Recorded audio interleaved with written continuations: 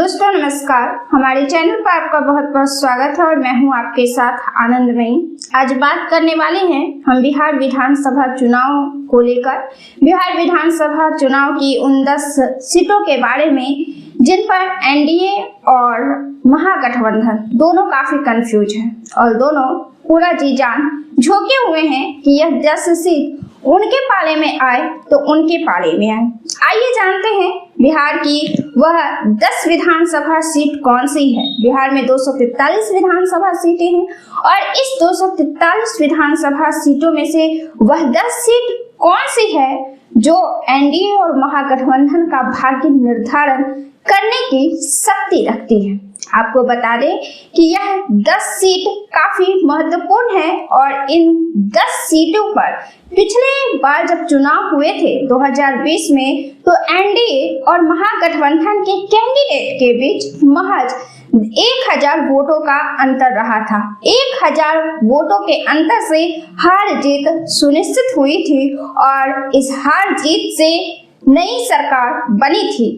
अब फिर से 2025 में जो चुनाव होने वाले हैं, इन विधानसभा पर एनडीए और महागठबंधन दोनों ने इन्हें चिन्हित कर शुरू से ही इस पर काफी मेहनत की है और इन विधानसभा सीटों पर इनका इस बार का जो प्रदर्शन होगा वह इन दोनों के भाग्य निर्धारण में, राजनीतिक सत्ता के निर्धारण में काफी मायने करता है। तो चलिए शुरू करते हैं उन 10 सीटों पर चर्चा को लेकर। पहली सीट तो दोस्तों हिलसा है।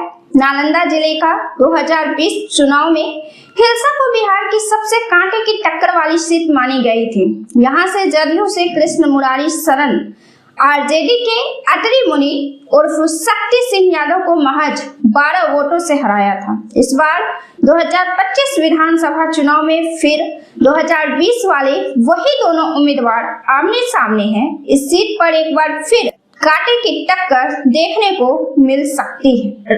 दूसरे सीट की बात करें तो वह रामगढ़ है। रामगढ़ बक्सर जिले में आता है। रामगढ़ में भी 2020 में आरजेडी के सुधाकर सिंह ने बसपा के अंबिका सिंह को 189 वोटों से शिकस्त दी थी।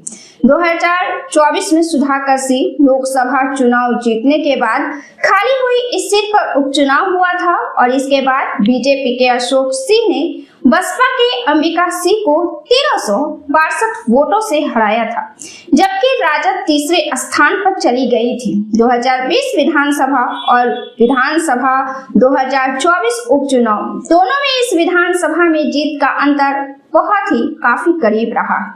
इस बार 2025 विधानसभा चुनाव में एक बार फिर से बीजेपी से अशोक सिंह और आरजेडी से अजीत कुमार आमने सामने हैं, जबकि तीसरे दल के रूप में बसपा के सतीश कुमार यादव मैदान में हैं। 11 नवंबर को होने वाले मतदान में जबरदस्त टक्कर की संभावना है।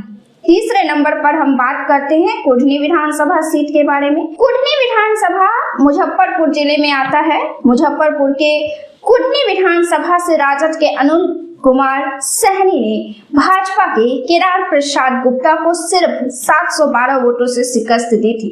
2025 में यानी कि इस बार आरजेडी के सुनील कुमार सुमन और बीजेपी के केदार प्रसाद गुप्ता के बीच टक्कर है, जबकि पिछली बार राजद से जीते हुए अनिल कुमार सहनी भी निर्दलीय उम्मीदवार रहे हैं।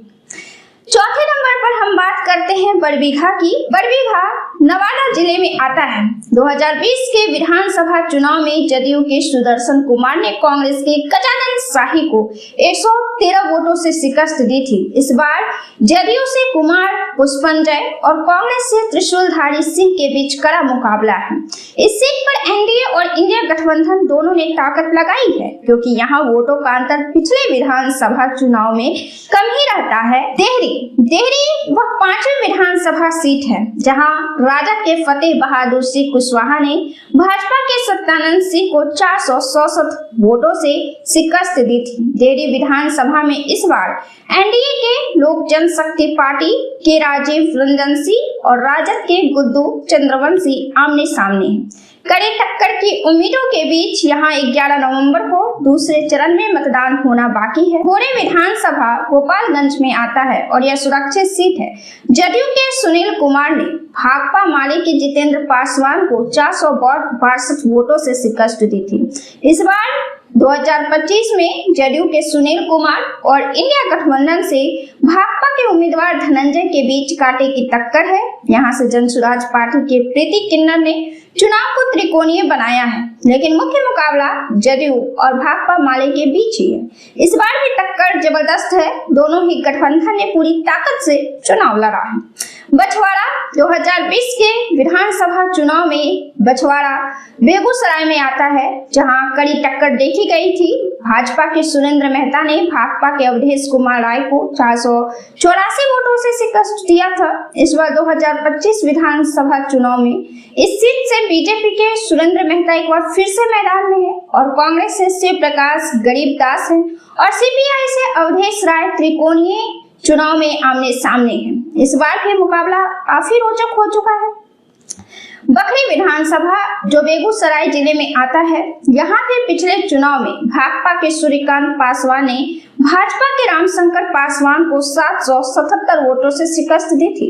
इस बार के विधानसभा चुनाव में एनडीए गठबंधन की तरफ से इस सीट से लोजपा के उम्मीदवार संजय कुमार का मुकाबला इंडिया गठबंधन के कांग्रेस उम्मीदवार विकास कुमार से है। एक बार फिर यहाँ मुकाबला कांटे की टक्कर वाली है और जीत हार का मार्जिन कम रहने की संभावनाएं हैं। परबत्ता विधानसभा, यह विधानसभा जदयू के डॉक्टर संजीव कुमार ने आरजेडी के दिगंबर प्रसाद तिवारी को 951 वोटों से पिछले विधानसभा चुनाव में शिकस्त दी थी।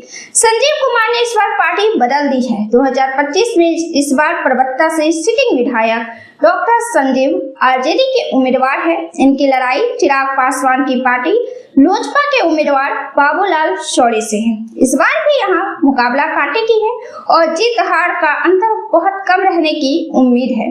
चकाई विधानसभा में निर्दलीय उम्मीदवार सुमित कुमार सिंह ने राजद की सावित्री देवी को 581 वोटों से शिकस्त दी थी।